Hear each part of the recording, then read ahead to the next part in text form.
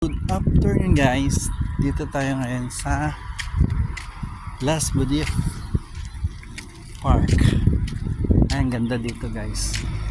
May parking dito tayo sa parking area ngayon. Ito yung park, wala kasing tao kasi mainit pa. Yan yung iba, marami din. Mag-booking tayo ngayon guys.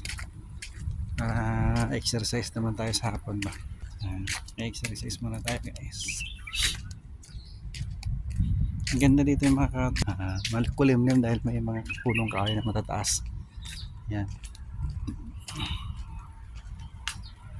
Ito lakaran mo tayo papunta doon sa dulo.